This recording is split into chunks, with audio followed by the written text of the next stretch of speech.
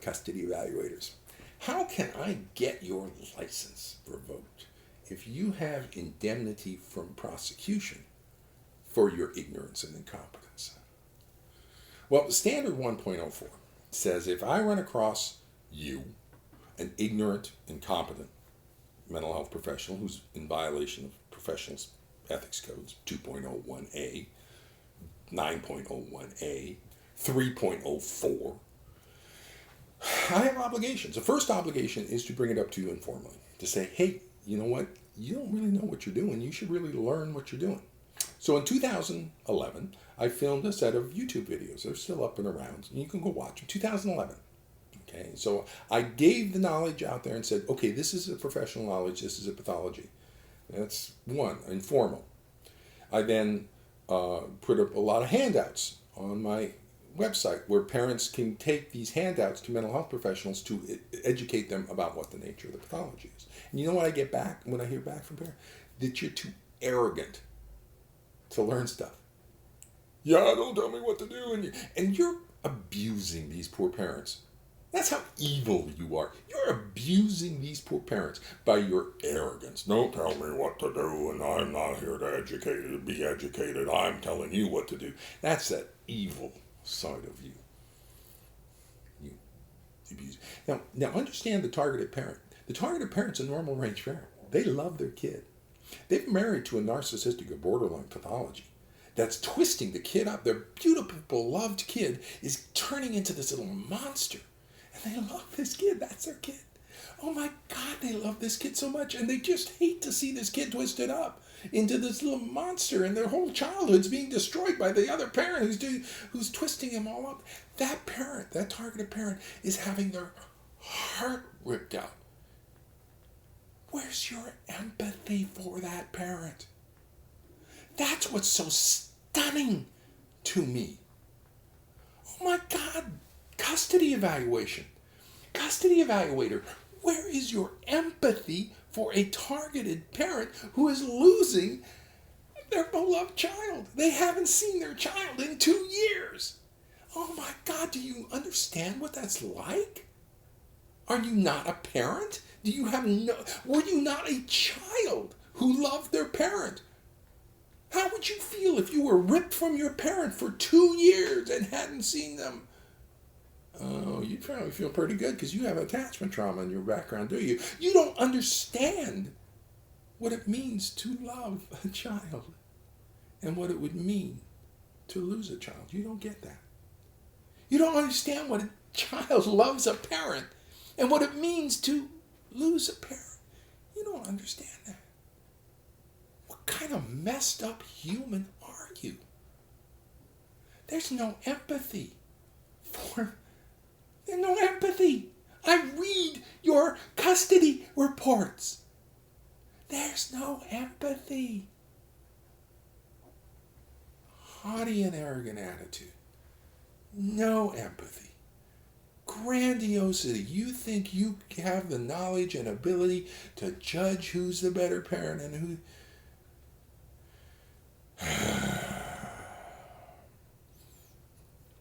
1.04. Informal resolution. I wrote a booklet called Professional Consultation for targeted parents to provide to mental health professionals describing the pathology. I have fulfilled my obligation under Standard 1.04 of the APA Ethics Code. Now, if it says in Standard 1.04, moving to Standard 1.05, if the efforts at informal resolution have not been productive, have not resolved the issue under Standard 1.04, which it hasn't. I've been putting information out there. I wrote foundations 3 years ago. The information's out there. I've got handouts. I've got booklets. There's no excuse for you not to have acquired the information on the attachment system then. In the 3 years since foundations, there is absolutely zero excuse. So now you're in violation of 2.03 as well on not maintaining competence. So you got 4 ethical code violations. Flat out. You're assessing an attachment pathology without having any training, background, or experience in attachment. That's a violation of 2.01a.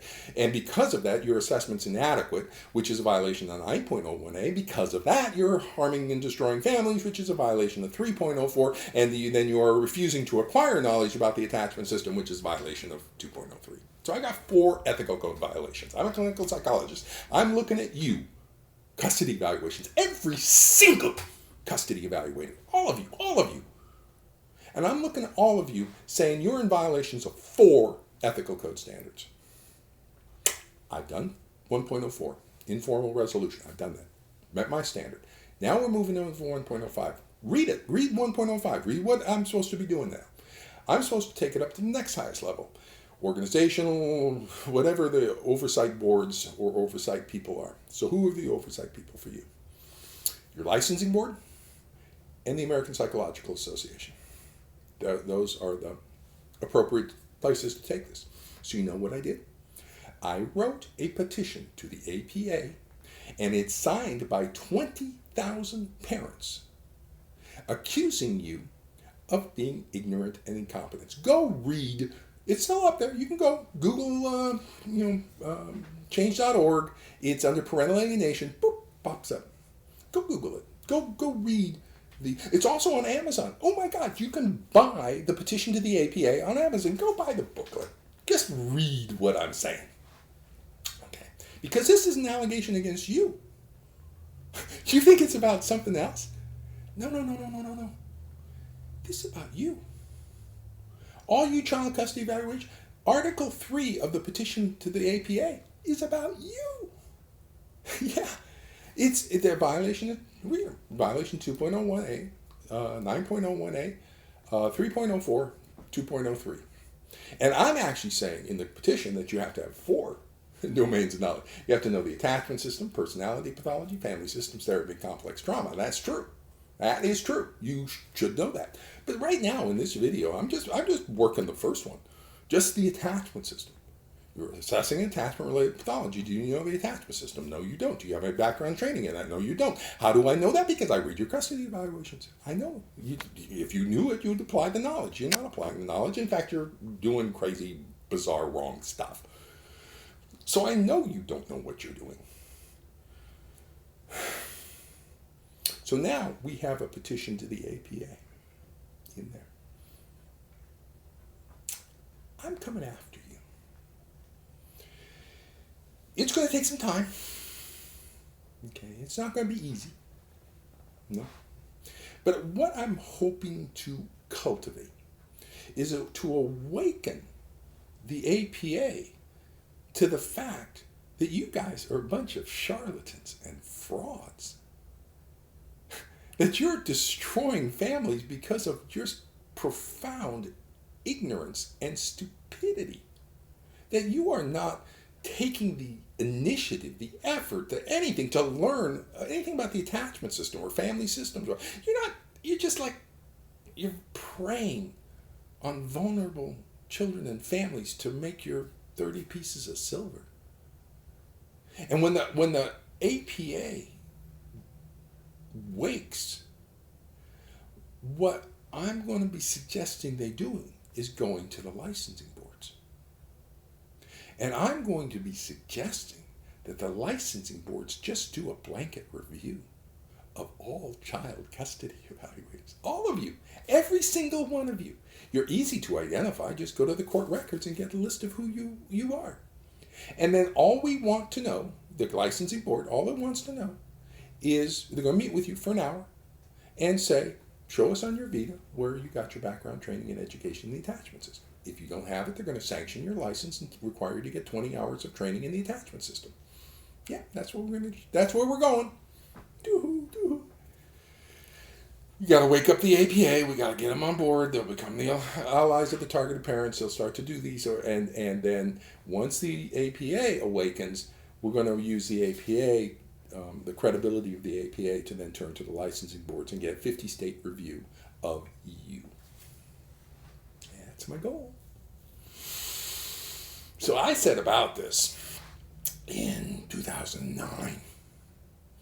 Okay, so I've been working on this for almost a decade. I've been coming after your license for a decade now, and we're getting pretty close. We're reached a point where I'm letting you know I'm coming out for your license. I can't do it directly because you got that stupid indemnification. I might try to challenge that though, as to whether this level of profound fraud is covered by your indemnification. Maybe they'll decide, no, we're saying normal kinds of professional practice, but you are so stupid, you are so incompetent, you have no knowledge whatsoever that this is not covered by your indemnification, so then you are vulnerable to a malpractice lawsuit. Wouldn't that be exciting for me? If I can make you vulnerable to a malpractice lawsuit. Mm-mm-mm.